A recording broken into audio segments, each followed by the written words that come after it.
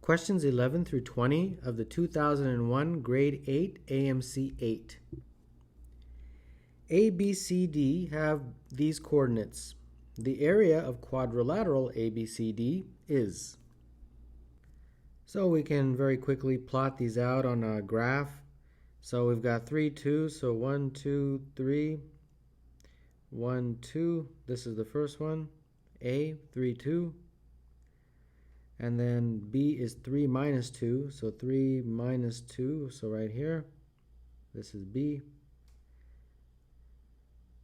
And then the next one is minus 3 minus 2, so minus 3 minus 2, so approximately here. And finally, we've got minus 3, 0, so right here. And we can now connect the dots and form a quadrilateral. So we've got like this all the way here, all the way up there, and that looks like a triangle. So now they want us to figure out the area of this. Okay, that shouldn't be a problem. So we'll just figure out the area of the rectangle first, and then we'll add it to the area of the triangle above it.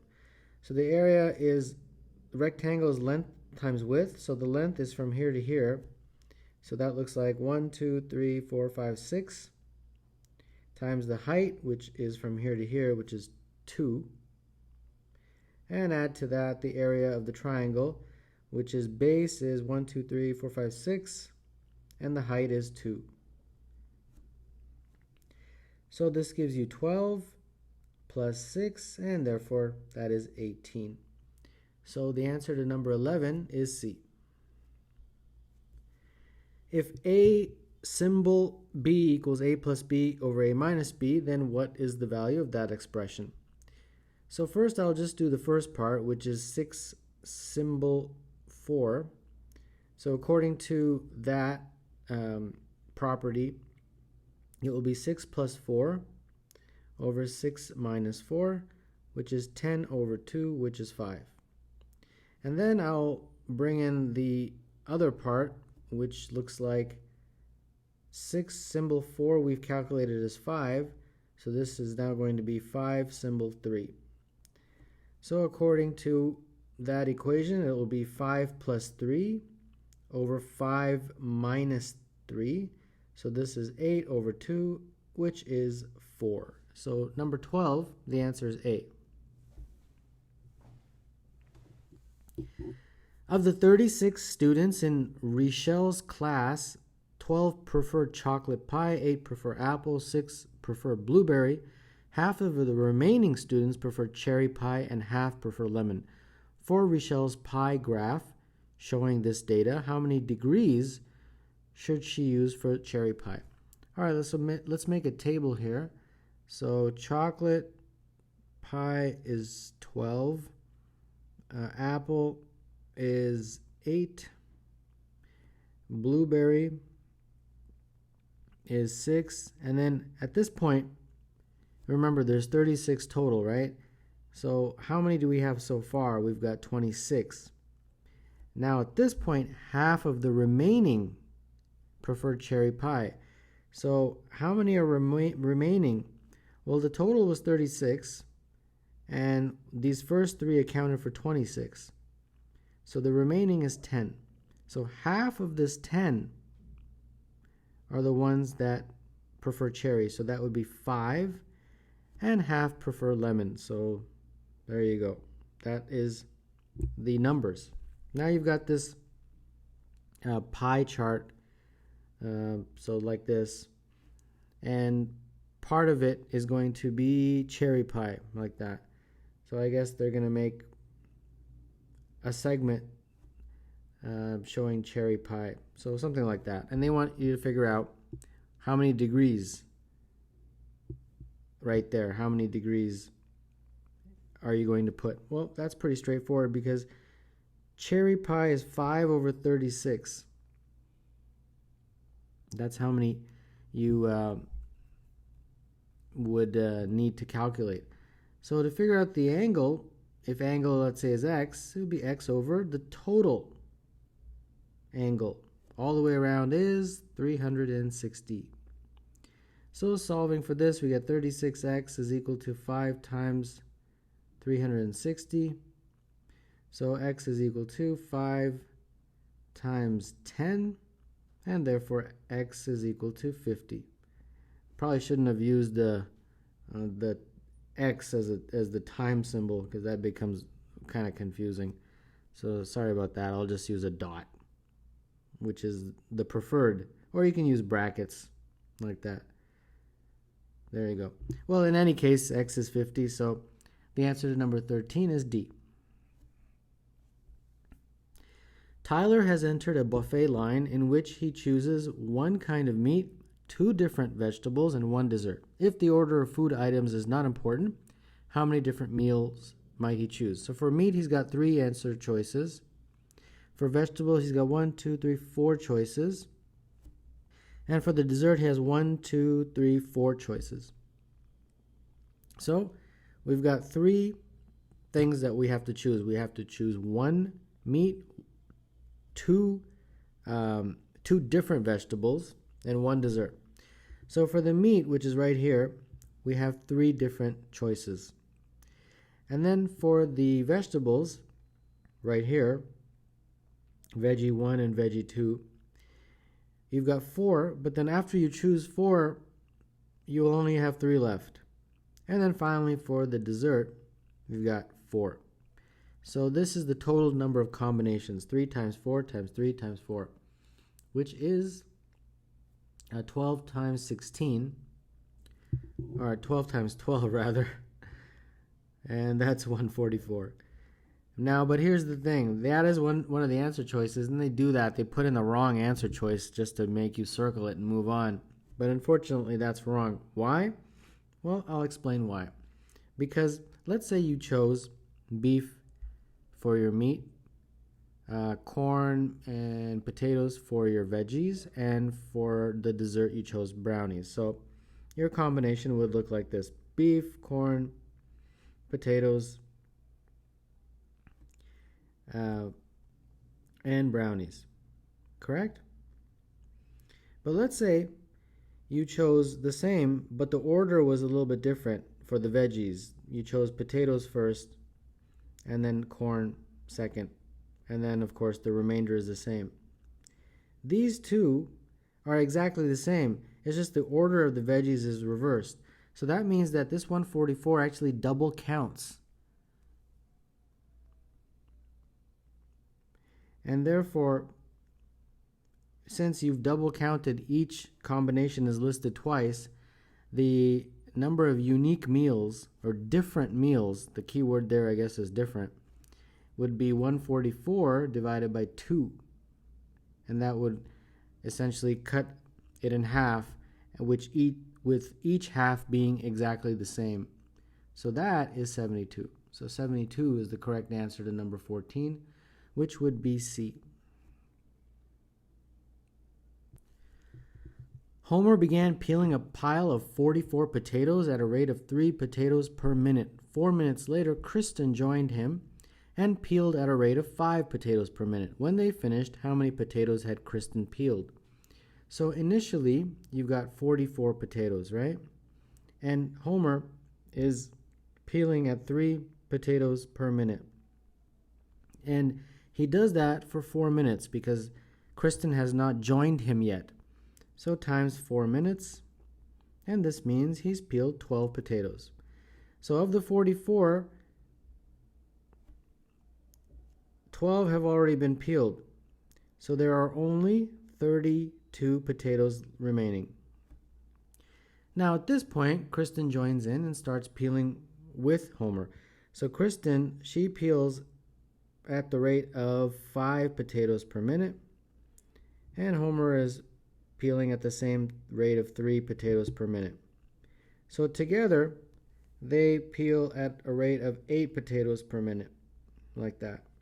So there's 32 potatoes, 8 potatoes per minute. So that means they will finish peeling all of them in 4 minutes. And the question is asking, how many potatoes did Kristen peel? Well, she peeled at a rate of 5 potatoes per minute, and she peeled for 4 minutes. So 5 potatoes per minute times 4 minutes is equal to 20 potatoes. So the answer for number 15 is A.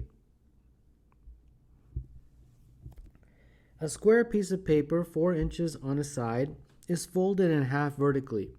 Both layers are then cut in half parallel to the fold. 3 new rectangles are formed. A large one and 2 small ones. What is the ratio of the perimeter of one of the small rectangles to the perimeter of the large rectangle? Okay, so we've got a piece of paper, something like this. And the first thing that you do is you fold it in half. So fold it right down the middle, like this approximately. Right down the middle, you're going to fold it. And then once you fold it, just as the diagram shows right there, you're going to cut it.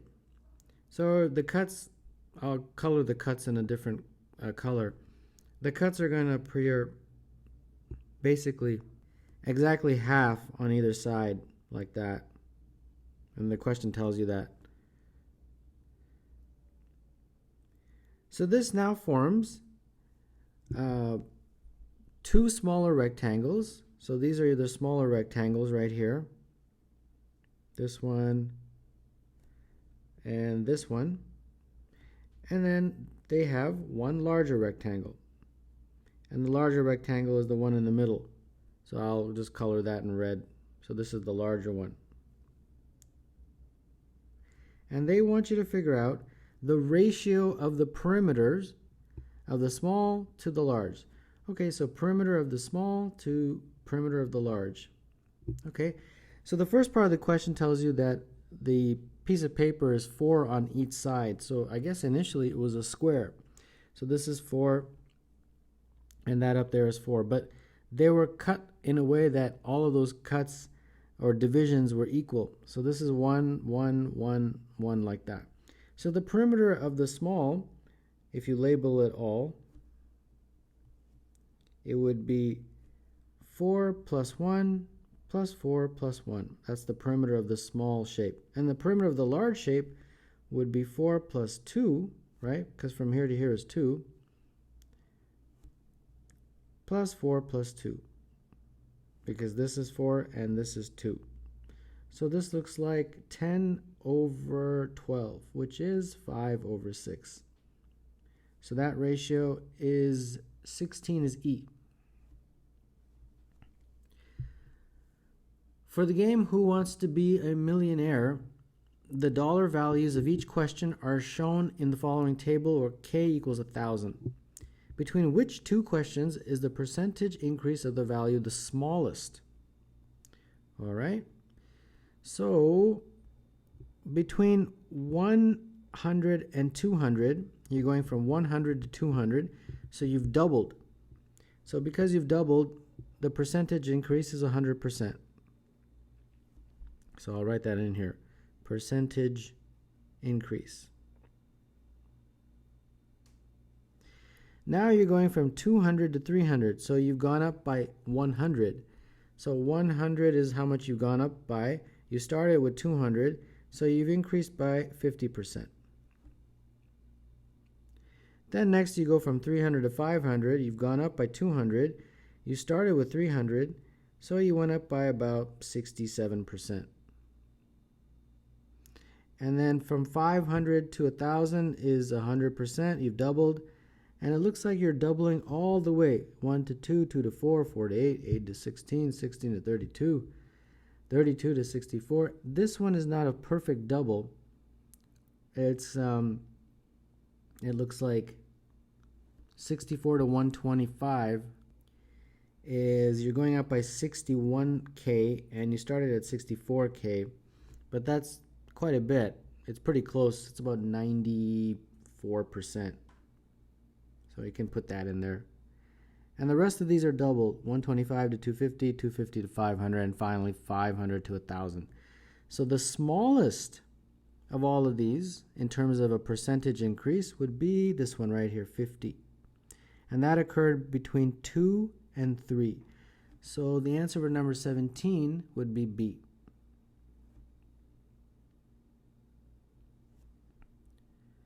Two dice are thrown. What is the probability that the product of the two numbers is a multiple of 5? All right. Well, first and foremost, if you throw 2 die, how many different possible combinations are there? Well, on the first dice, there's 6 faces. And on the second dice, there's 6 faces. So you have 36 possible combinations, right? 1, 1, 1, 2, 1, 3, 1, 4, and like that. 1, 5, 1, 6. And then similarly, you'll have another 30 like that. So they're saying when you throw this dice, we want the two numbers, the product, to have a multiple of 5. So what are the multiples of 5, first of all? 5, 10, 15, 20, 25, 30, like that.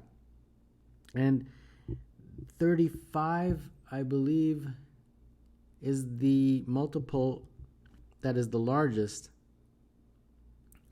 but we can't reach 35 with a proper dice. So first, let's figure out, how do you get 5 as a product of the two numbers? Well, you can have 1 and 5. If the first die shows a 1, the second die shows a 5, then that means the product of those two numbers is 5. And similarly, 5 and 1. The first die shows 5 and the second die shows 1. And then for 10, 2 and 5 would work, and 5 and 2, like that. 3 and 5 for 15, and 5 and 3. 4 and 5 for 20, and 5 and 4. For 25, it's 5 and 5, and 5 and 5, but those are the same. The first die shows a 5, the second die shows a 5. The first die shows a 5, the second die shows a 5. That's exactly the same. So we don't need to put it twice because it's the same thing.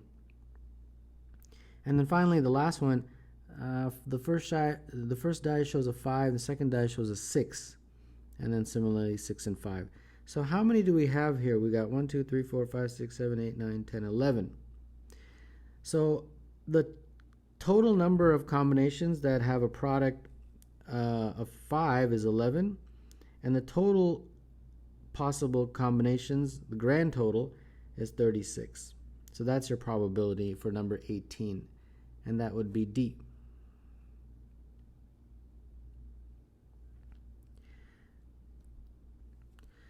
Car M traveled at a constant speed for a given time. This is shown by the dashed line. Car N traveled at twice the speed for the same distance. If car N's speed and time are shown as a solid line, which graph illustrates this? So the first thing they're saying in the question is that the car N traveled at twice the speed. So car N's speed is higher.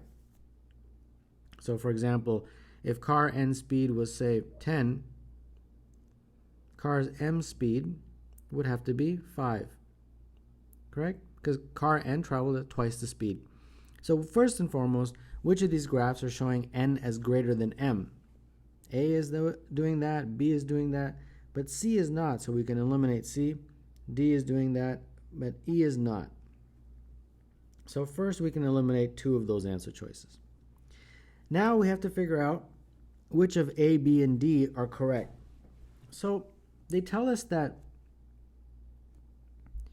the speed N is for the same distance. Okay, that's very important. So D is the same, but the time is different. So I'm going to call it time 2. And then M I'll call time 1. So remember, speed is equal to distance over time. And that's why I got these equations. So for N speed is equal to the distance over time, which I call time 2 because the times are different. And the M car, the distance is the same as the question states, but the time is going to be different, right? because they're traveling at different speeds. So let's figure this out now. We also know, according to the question, that n is equal to 2m. They told you that car n traveled at twice the speed of m. So we can now plug this in to here. If n is equal to 2m, that means 2m is equal to d over t2. All right? And then therefore, we can now substitute this guy into m. So 2m, but m is d over t1, is equal to d over t2. The d's cancel, and all we get left with is 2 over t1 is equal to 1 over t2. And if you cross multiply, you'll get 2t2 is equal to t1. So that means that m's time, which is t1, is twice of n's time. M's time is twice n's time. I'll write it out so you don't get confused. So that means m's time is going to be bigger. So which one of these three is m bigger? Look closely and you'll see that is D right here. See? M is all the way over here and N is here. So according to what the question gave us in our calculations, the graph that best illustrates that is D for number 19. Kayliana shows her test score to Quay, Marty, and Shayna, but the others keep theirs hidden. Quay thinks at least two of us have the same score. Marty thinks I didn't get the lowest score. Shayna thinks I didn't get the highest score. List the scores from lowest to highest for Marty, Quay, and Shayna. All right. So what is the understanding of this question? Kayliana first shows her score, right? And Quay, Marty, and Shayna see it. So Quay looks at her score and thinks, oh, we have the same score, because that's the only score he's seen other than his own. So that means Quay is equal to K. Quay's score is equal to Kayliana's score. That's the only score he can compare his to. Then Marty looks at Kayliana's score and says, oh, based on her score, I didn't get the lowest score. So that means that Kayliana's score is less than Marty's. Because Marty is saying, okay, at least I didn't get the lowest score. And then Shayna looks at Kayliana's score and thinks, oh, I didn't get the highest score. So that means that Shayna's score is less than Kayliana's score. So now they want us to combine all of this. All right, that shouldn't be too hard. S is less than K. K is equal to Q. And K is less than M. Just combining those three. So this is the smallest, and then these two are the next greater, and this is the largest. So list the scores from lowest to highest. So that would be S, Q, and M. So SQM is choice A.